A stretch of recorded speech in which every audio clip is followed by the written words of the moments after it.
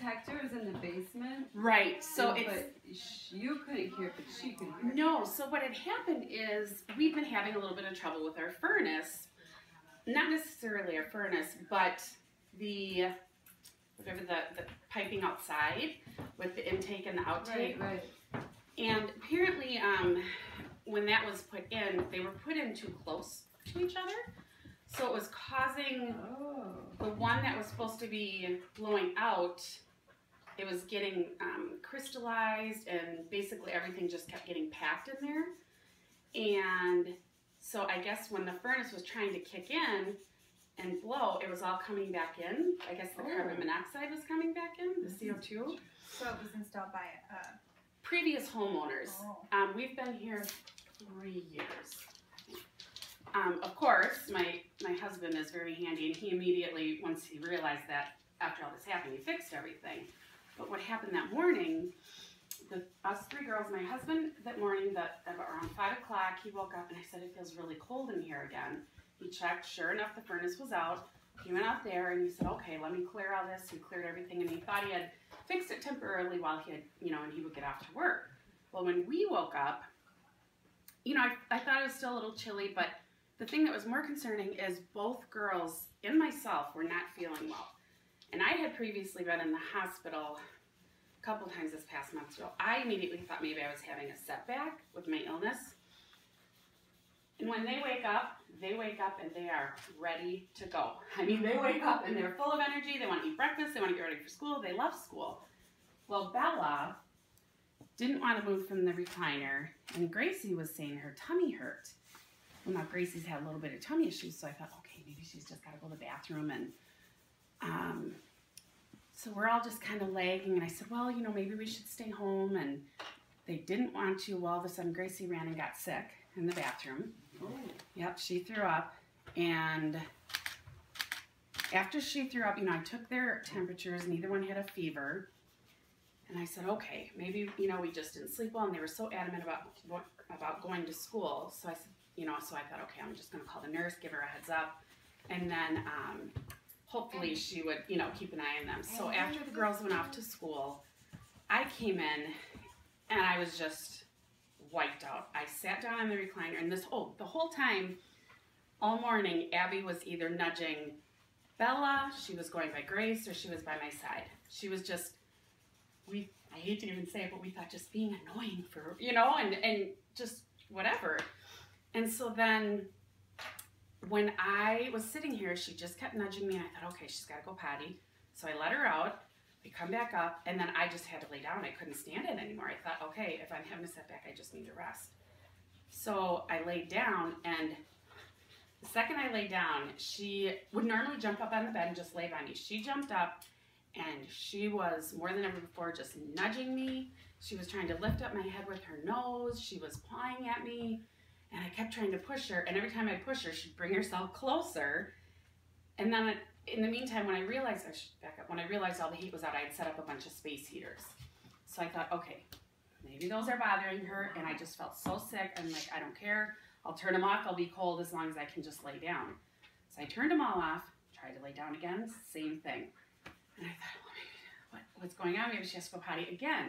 So I go to let her out, and normally she would stop at the door, but she didn't stop. She went downstairs. And then I'm like, Abby, come. And she didn't. As I started going down, I was hearing this chirping. And I couldn't figure out what it was at first, because I was thinking maybe a smoke alarm battery was dead, or like the smoke alarm battery was dying. Well, as soon as I got down there, I saw the red light, and it was, flashing, and then I got closer and it got louder, and I realized, oh my gosh, this is the CO2 detector, and it literally just, everything clicked. I mean, the first person I called was my husband. I was like, honey, oh my gosh, this is what's happening. I think I have poisoning and da-da-da. And he said, honey, open all the windows, all the doors. And so that was it. And he's like, get out of the house. And so I opened the door, and normally Abby, she chases squirrels. She would never run away, but she'll dart around the house and chase squirrels. She ran out the door and just stopped right at the front step and just looked in the house. And I'm like, I know, baby, now I get it, I'm coming.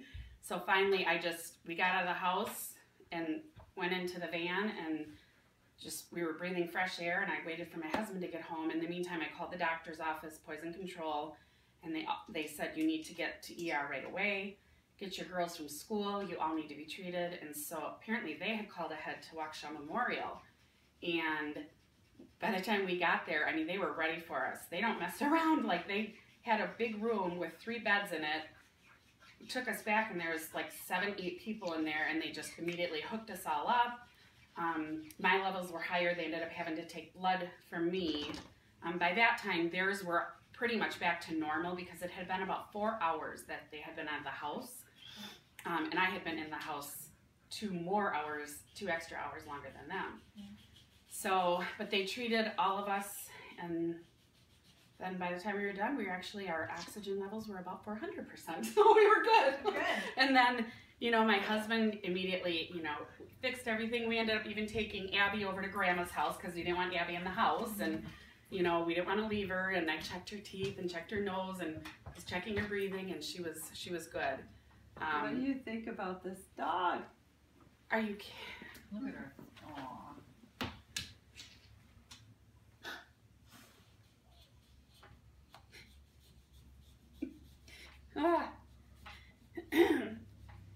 When I think about, you know, the first day, it was all just kind of crazy, and everyone kept saying, you know, Abby saved you, and I said, I know, I can't believe it.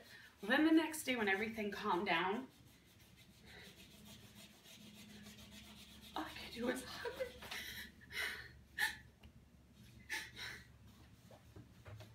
Because when I think about, you know, what could have been, you know, I mean, my God, you know, and if we didn't have a CO2 detector, I had her. She would not have left me alone.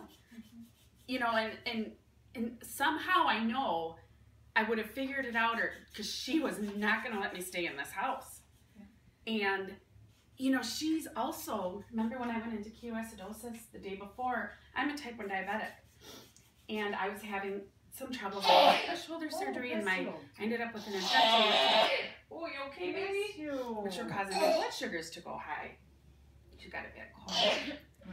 But before I realized it, that whole next day, she was same thing, just by my side, following me everywhere. And then the next day, they ended up having to call 911, and I had to be rushed to the hospital because I went into ketoacidosis. And even at that point, I'm like, she knew I was sick before I did. And so she hasn't been specially trained for medical issues or anything like that? No, but when we got her from the shelter, and she wasn't even quite a year, they said, you know, she is really one of the smartest dogs we've ever had come through here. And they found her as a stray. And she was malnourished. And the Humane Society was wondering if she was a shelter dog. She was from a rescue in Illinois. We actually bless her heart, we lost our Shelby this past summer, who was also a rescue, and she was from the Humane Society. But both our babies are adopted, or were adopted, and so, yeah. And that's what she loves the most, is when the girls just snuggle her and dress her up. You saw it, doesn't even faze her. So, but yeah.